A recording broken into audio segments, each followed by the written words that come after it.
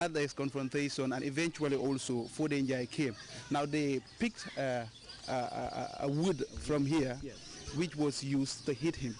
Now, when they had this fight, they like he tried to run away, and he was followed on along this way because he lived somewhere around the corner. Yeah. So eventually, he got into his house, locked himself up. But then they tried to pursue him again into his house. That was when they used the axe to try to break into the house. But then the axe, I must state, was not used on him.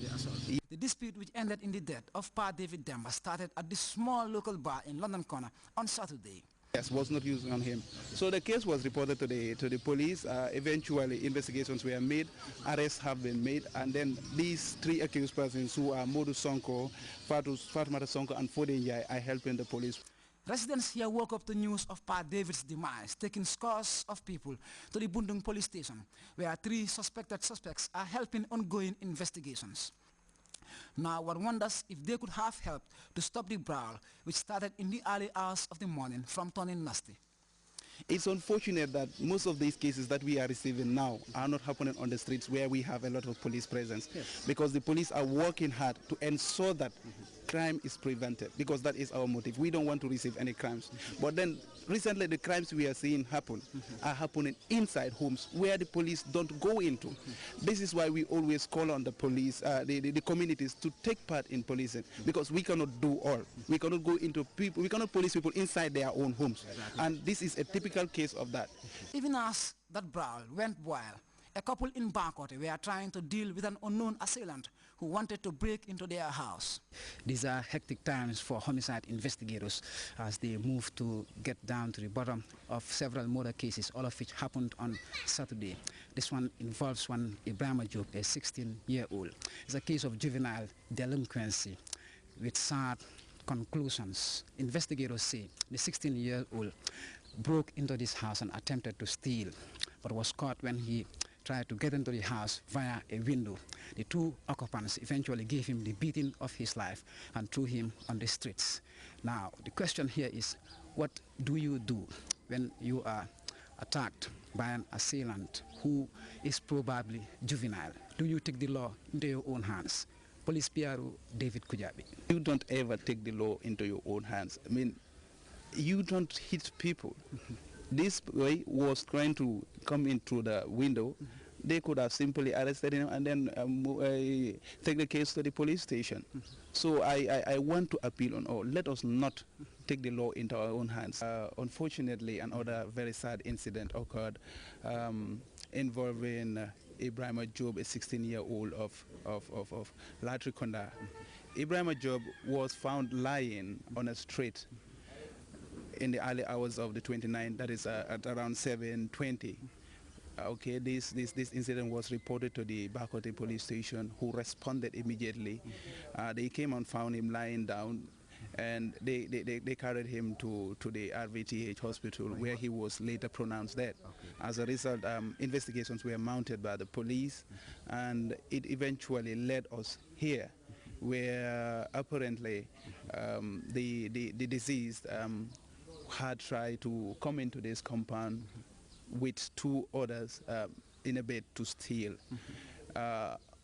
He tried to enter the compound through a bathroom window, which was too tight.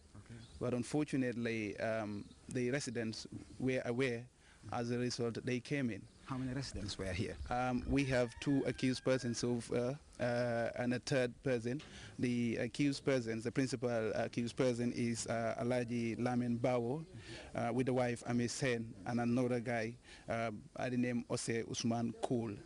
Yes, apparently they tried to pull him through the bathroom window, but because it was too tight, he could not be brought in. And apparently he was being beaten, which we believe eventually led to his.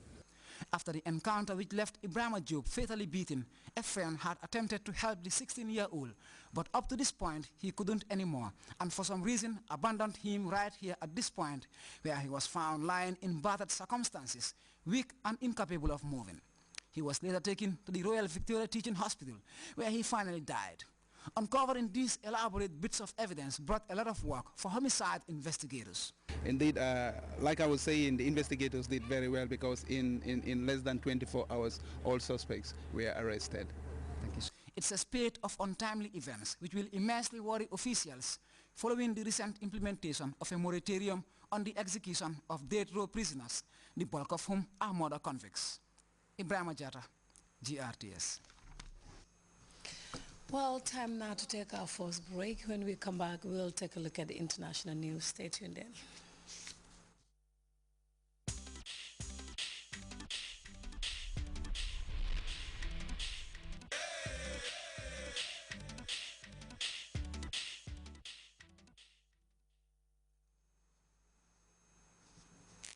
Welcome back. Heavily armed African Union troops have made significant moves into the last remaining stronghold of Somalia's radical Islamist group, the Al-Shabaab.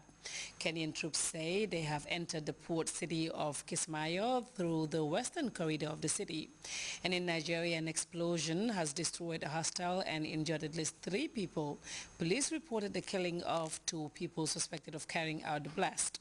We have more on these and other stories in this African News Roundup. You should be able to... In Somalia, the liberation of Kismayo is at a decisive stage. A little over 48 hours after an assault was launched on the Shabaab, a first batch of soldiers from the African Union mission in Somalia entered the port city. Some Kenyan AMISOM troops arrived on Monday through the west of Kismayo. Their arrival marks an end to the reign of the Islamist insurgents in the strategic city.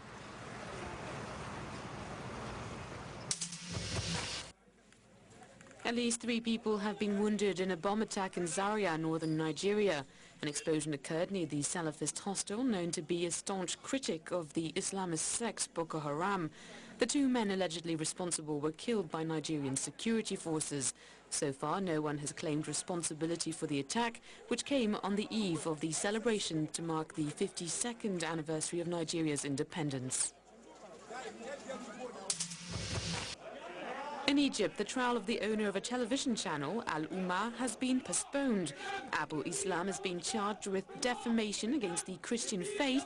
The Islamist, who is backed by loyalists, is accused of burning a Bible during a demonstration against the United States. The next hearing will take place on October the 14th.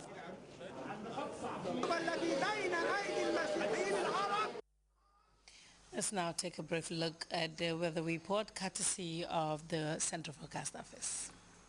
While it provides its wildlife a balanced ecosystem, this river as a sanctuary is committed to its inhabitants' needs without season. And as you travel along, all these values are replicated in one company, Elton. Just like the River Gambia, leads in its commitment to values that matter most. Elton, championing the vision for a new generation.